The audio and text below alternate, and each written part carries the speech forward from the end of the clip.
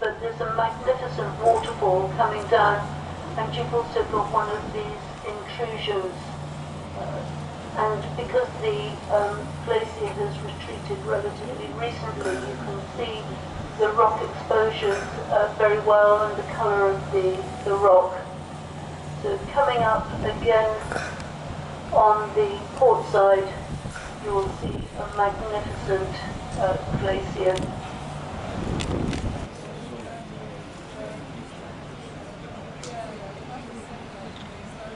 An excellent view of this ice front, but what is extraordinary is the scale of things. So we're about 3 kilometres away from the ice front, and these mountains are about 1,200 metres high. It's very easy to underestimate the size of both the glaciers and the mountains given the clarity of the air. So you can obviously see that this is carving sometimes into the fjord.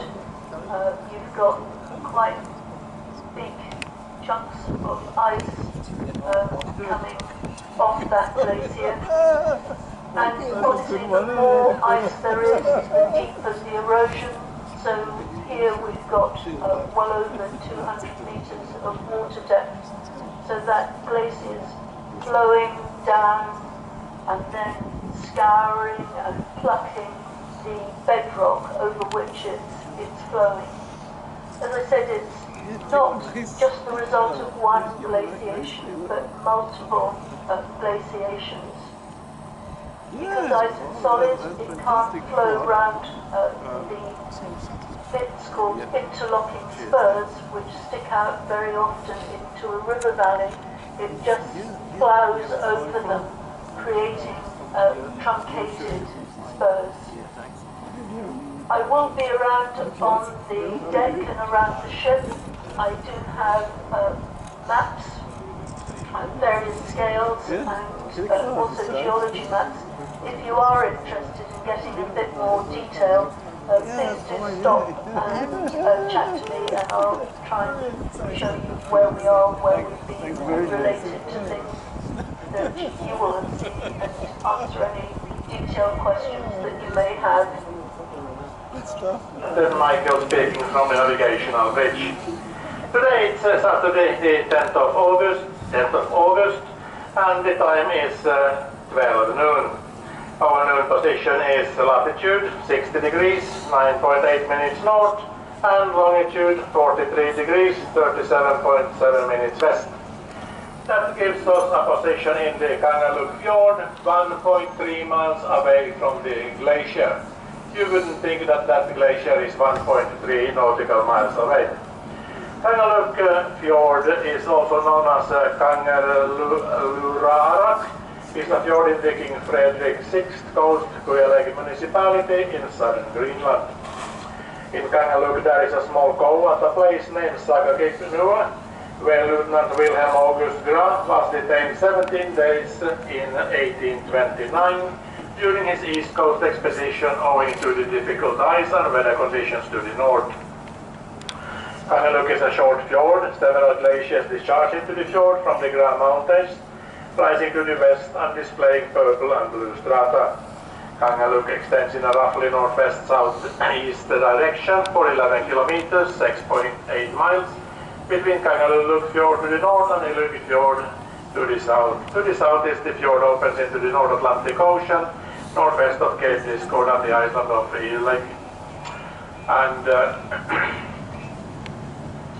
then we will just, after these flakes that you see in front of us, we will just pass them, and then we will stop the ship. We will turn her around a couple of times so everybody gets a chance to see the glacier.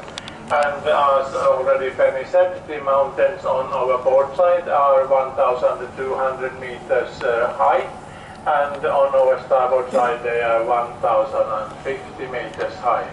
That's 1.2 kilometers high mountains on our side.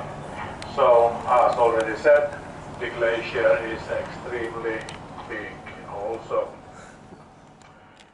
It's very impressive but I just draw your attention to the tributary glacier on the starboard side. So you can understand why the fjord was over-deepened, because you have these two glaciers coming down.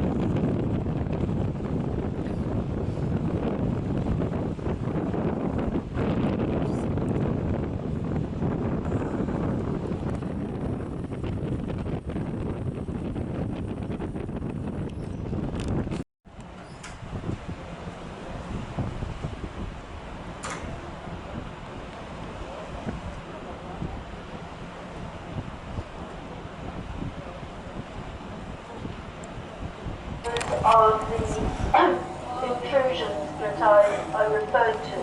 Sometimes they have slightly different vegetation on. There are a couple on the starboard side which are quite conspicuous, including one on a rock face very close to the sea. The sea has this sort of turquoisey colour. Some of you may remember that this turquoise colour of the water comes from the suspended material, the boulder clay in the material. You have a really good look at this glacier on the port side. You can see that the glacier has retreated back from its mouth because you have this much fresher, paler colour rock to the right of the glacier. Again, a very typical feature of glaciers in this area, these very steep bedrock conditions.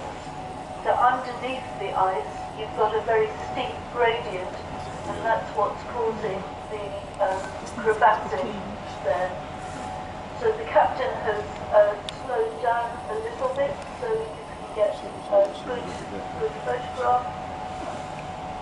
So we're entering the area where the glaciers are much more common on the port side.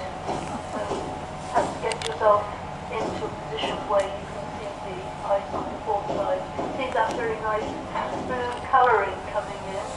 Remember the blue colour comes from ice that's been more I reckon we can both get it. really crystallised. You get in there. What are we doing?